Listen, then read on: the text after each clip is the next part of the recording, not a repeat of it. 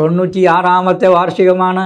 ഈ 96-ാമത്തെ വാർഷികത്തിൽ നമ്മുടെ രാജ്യത്ത് മാത്രമല്ല, ഇന്ത്യയിൽ മാത്രമല്ല, ഇന്ത്യക്ക് പുറത്ത് അറബേതര ഇസ്ലാമിക രാജ്യങ്ങളിൽ, അതുപോലെ തെക്ക് കിഴക്കൻ ഏഷ്യൻ രാജ്യങ്ങളിൽ, അതുപോലെ ആസ്ട്രേലിയയിൽ, ഇവിടങ്ങളിലൊക്കെ ഇതിൻ്റെ പ്രവർത്തനവുമായി ബന്ധപ്പെട്ടവരുണ്ട്. ഇതിൻ്റെ കീഴിലുള്ള ഷെയ്ഖുന ശംസുൽ ഉലമയുടെ കീഴിലുള്ള ധാരാളം മക്കൾ ആ പ്രദേശങ്ങളിലൊക്കെ എത്തുകയും അവിടെയൊക്കെ ഇസ്ലാമിക പ്രബോധനങ്ങൾ നടത്തുകയും ഇസ്ലാമിക പ്രബോധന പ്രവർത്തനങ്ങളോടൊപ്പം ജാമിയ നൂരിയയുടെ സഹസ്ഥാപനങ്ങളും അതുപോലെ മറ്റ് വലിയ വലിയ സ്ഥാപനങ്ങളുടെ മദ്രസകളും കോളേജുകളും ഒക്കെ ആയി വന്നിരിക്കുകയാണ്. ഇപ്പോൾ വളരെ സന്തോഷത്തോടു കൂടിയാണ് മനസ്സിലാക്കുന്നത്. അതേസമയത്ത് ഡൽഹിയിലുണ്ടാകുന്ന പ്രശ്നങ്ങൾ ഇന്ത്യയിലുള്ള കുറേ അകലെ താമസിക്കുന്ന അവിടുത്തെ മുസ്ലിങ്ങൾക്കും ഇന്ന് നമ്മുടെ സമസ്തയുടെ കാര്യത്തെ സംബന്ധിച്ച് ഫേസ് റോഡിൻ്റെ വിഷയമാണെങ്കിലും അതുപോലെ ബാബരി മസ്ജിദുമായി ബന്ധപ്പെട്ട വിഷയമാണെങ്കിലും സമാധാനപരമായി അതൊക്കെ നിയന്ത്രിക്കാനും അതൊക്കെ ശരിയായ ലോകത്തിന് മുമ്പിൽ എത്തിച്ചു കൊടുക്കാനും കഴിവുള്ള ആളുകളും പ്രാപ്തരായ ആളുകളും നമ്മുടെ ഈ രാജ്യത്ത് ഉണ്ട്. അത് സമസ്തൻ്റെ പ്രവർത്തനമാണ്.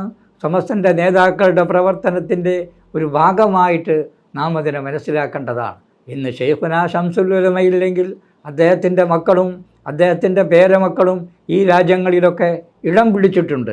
ആഫ്രിക്കയിലും യൂറോപ്പിലും തുർക്കിയിലും അതുപോലെ തെക്ക് കിഴക്കൻ ഏഷ്യൻ രാജ്യങ്ങളിലും അവിടങ്ങളിലൊക്കെ.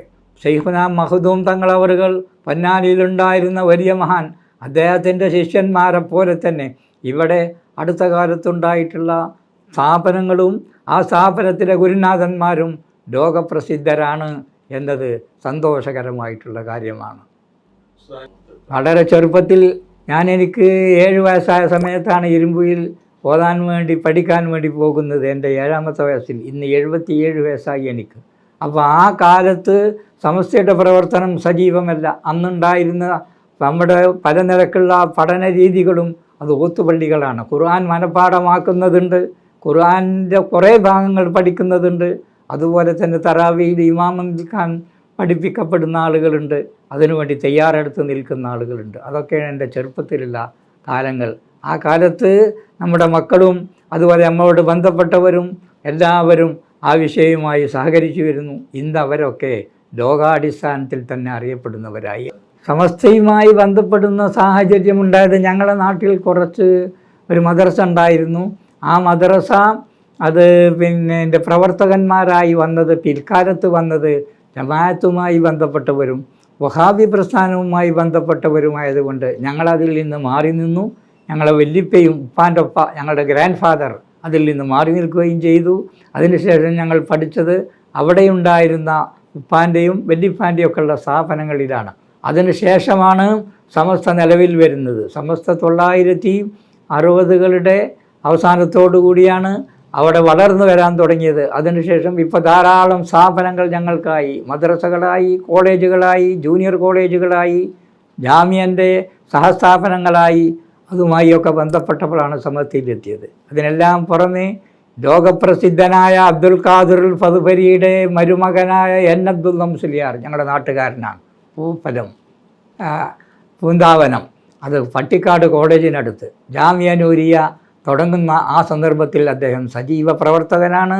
സമസ്തയുടെ ഏറ്റവും വലിയ ഒരു പ്രാസംഗികനാണ്. എന്നെ 2 കാര്യമാണ് രോഗിയാക്കിയത്. ഒന്ന് ആനക്കയത്തുണ്ടായ ഒരു വസ്തുവകടം, ഒന്ന് എൻ്റെ 6 മാസം നീണ്ടു നിൽക്കുന്ന എൻ്റെ പ്രസംഗം. തുടരെയായി നടന്നു പ്രസംഗം. 6 മാസക്കാലം കയ്യോളം പ്രസംഗിച്ചു എൻ അബ്ദുൽ മുസ്ലിയാർ. അത് ലോകപ്രസിദ്ധനായ അബ്ദുൽ ഖാദിറുൽ ഫദ്ബരിയുടെ മരുമകനാണ്. നേരത്തെ പറഞ്ഞ യൂസുഫുൽ ഫദ്ബരിയുടെ മകൻ്റെ മകളാണ് അദ്ദേഹത്തിൻ്റെ ഭാര്യയായിട്ടുള്ളത്. അവരുമായൊക്കെയുള്ള ബന്ധം, പിന്നീട് ഞങ്ങളുടെ കുടുംബവുമായുള്ള ബന്ധം, അതുപോലെ ഞങ്ങളുടെ മറ്റ് ബന്ധുക്കളുമായുള്ള ആ അടുപ്പം, അതുകൊണ്ടാണ് സമസ്തയുമായി കൂടുതൽ ബന്ധപ്പെട്ടത്. 1963 ജാമ്യ നിലവിൽ വരുന്ന, 62 സ്ഥാപിക്കപ്പെടുന്ന സന്ദർഭം, 63 അത് നിലവിൽ വരുമ്പോൾ ഞങ്ങളൊക്കെ അതുമായി ബന്ധപ്പെട്ട് ആ സ്ഥാപനത്തിലാണ് പഠിച്ചു വന്നത്. ഇതുവരെയും അതിൽ പഠിച്ചു. ഇപ്പോൾ അവിടെ 50 വർഷത്തിന് അപ്പുറമായി അവിടെ ഞാൻ അവിടുത്തെ ഒരു പ്രവർത്തകനാണ്. ഒരു ഏറ്റവും വലിയ പ്രൊഫസർ എന്നാണ് ആൾക്കാരൊക്കെ പറയുക, അങ്ങനെയാണ്. പിന്നെ അവിടുത്തെ ഷെയ്ഖുൽ ജാമി എന്ന പേരിൽ അറബികളൊക്കെ ആദരിക്കുന്ന ഒരു പേരോടുകൂടി ഈജിപ്തിലായാലും അതുപോലെ UAE-യിലായാലും അതുപോലെ മറ്റുള്ള സ്ഥലങ്ങളിലൊക്കെ ആദരിക്കപ്പെടുന്ന ഒരവസ്ഥയിലെത്തി. അതൊക്കെ സമസ്തയുമായുള്ള ബന്ധം കൊണ്ടാണ്. അതിലേറ്റവും പുണ്യമായ പ്രധാനമായ പങ്ക് വഹിച്ചത് ശൈഖുനാ ശംസുൽ ഉലമ കോട്ടുമല ഉസ്താദ് ഒക്കെയായിരുന്നു സമസ്തയുടെ നേതാക്കന്മാർ. അവരാണ് 4 വർഷത്തെ 2 പേരും 4 വർഷത്തെ എൻ്റെ ഗുരുനാഥന്മാരാണ്. അവരോട് പറയാറുള്ളത്, സമസ്തയുടെ ആ പ്രവർത്തനത്തിൻ്റെ ഭാഗമാണ് നിങ്ങളുടെ ജീവിതം. ഇന്ന് നിങ്ങളുടെ മദ്രസയും നിങ്ങളുടെ സ്ഥാപനങ്ങളും നിങ്ങളുടെ കോളേജുകളും അതുപോലെ നിങ്ങളുടെ മറ്റ് കാര്യങ്ങളും നിങ്ങളുടെ വിജയത്തിനു വേണ്ടി, നിങ്ങളുടെ ഉയർച്ചയ്ക്ക് വേണ്ടി, നിങ്ങളുടെ പുരോഗതിക്ക് വേണ്ടി പ്രവർത്തിക്കുന്നതെല്ലാം സമസ്തയാണ് എന്ന് നിങ്ങളും നിങ്ങളുടെ പിതാക്കന്മാരും നിങ്ങളുടെ കുടുംബവും എല്ലാവരും സമ്മതിക്കുന്നത് അത് തന്നെയാണ് ഇന്നത്തെ ഈ ലോകത്തുള്ള ആളുകളോട് പറയാനുള്ളത്. അത് നമ്മുടെ നാട്ടിലായാലും പുറം രാജ്യങ്ങളിലാണെങ്കിലും എവിടെയാണെങ്കിലും ഇതാണ് നമുക്ക് പറയാനുള്ളത്. നമ്മൾ പറഞ്ഞിട്ടില്ലെങ്കിലും ആളുകൾക്കെല്ലാം അത് അറിയപ്പെടുന്ന ഒരു വ്യക്തതയിലേക്ക് എത്തിയിട്ടുണ്ട്. ഇപ്പോഴും ഞാൻ നിങ്ങളുമായി സംസാരിച്ചു കൊണ്ടിരിക്കുന്നത് സമസ്തയുടെ ഈ സ്ഥാപനത്തിൽ വെച്ചാണ്. അല്ലാഹു തആല നമ്മുടെ ജീവിതത്തിൽ ഖൈറും ബർക്കത്തും നൽകുമാറാവട്ടെ. സമസ്തൻ്റെ ഉയർച്ചയ്ക്കും അതിൻ്റെ പുരോഗതിക്കും വേണ്ടി പ്രവർത്തിക്കാനും നമ്മളെയും നമ്മുടെ മക്കളെയും നമ്മോട് ബന്ധപ്പെട്ടവരെയും അവരുടെയൊക്കെ ഭാവി അത് ഭാസുരമാക്കുന്നതിന് വേണ്ടി സമസ്തയുടെ പ്രവർത്തനം ഉപകാരമായിട്ടുണ്ട്. ഇപ്പോഴും അതിനു വേണ്ടി പ്രവർത്തിക്കുന്ന ആളുകൾ ധാരാളമാണ്. സമസ്തയുടെ പ്രവർത്തനം ഇന്ത്യയുടെ മറ്റ് ഭാഗങ്ങളിലേക്ക് വ്യാപിപ്പിക്കാൻ വേണ്ടി ഞങ്ങൾ പ്രവർത്തിച്ചിട്ടുണ്ട്. ഒറീസയിലും അതുപോലെ പിന്നെ മറ്റ് വടക്കൻ മേഖലകളിൽ കൽക്കത്തയിലും അതുപോലെ മറ്റുള്ള പല സ്ഥലങ്ങളിലും അതിനുവേണ്ടി പ്രവർത്തിച്ചിട്ടുണ്ട്. അവിടെ നമ്മുടെ കുട്ടികളുടെ സംഘടനകൾ രൂപീകരിക്കപ്പെട്ടിട്ടുണ്ട്. നമ്മുടെ മക്കളെ പഠിപ്പിക്കാനുള്ള സൗകര്യം അവിടെ ഉണ്ട്. അവിടെയുള്ള മക്കളെ പഠിപ്പിക്കാനുള്ള സൗകര്യങ്ങളും ഇപ്പോൾ നടന്നുകൊണ്ടിരിക്കുകയാണ്. സമസ്തയുടെ കീഴിൽ, സമസ്തയുടെ സ്ഥാപനങ്ങളുടെ കീഴിൽ അത് പുരോഗതി പ്രാപിച്ചു കൊണ്ടിരിക്കുകയാണ്. മുഷാവറിൽ ഞാൻ എത്തിയിട്ടുള്ളത് പട്ടിക്കാട് കോളേജിൽ നിന്ന് പാസ്സായ ആ വർഷമാണ്, 1960കളിൽ. ആ വർഷത്തിൽ അതിലേക്ക് സമസ്തൻ്റെ പ്രവർത്തനവുമായി ബന്ധപ്പെടുത്തിയത് എൻ്റെ ജാമ്യയിൽ വരുന്നതിന് മുമ്പുണ്ടായിരുന്ന ഉസ്താദ്, നേരത്തെ ഞാൻ പറഞ്ഞ ലോകപ്രസിദ്ധനായ അബ്ദുൽ ഖാദിർ ഫതുപരിയുടെ മരുമകൻ ഞങ്ങളുടെ ഉസ്താദ് അബ്ദുൽ ഖാദിർ മുസ്ലിയാരാണ് സമസ്തയുമായി ഞങ്ങളെ ബന്ധപ്പെടുത്തിയത്. ഞാൻ അതിൻ്റെ ആദ്യകാല സെക്രട്ടറിമാരിൽ ഒരാളാണ്. എവിടെ പാലക്കാട് ജില്ലയിലാണ് അന്നുള്ളത്. അന്ന് പെരിന്തൽമണ്ണ ആ മേഖലയിൽ ഞാനതിൻ്റെ സെക്രട്ടറിയായി.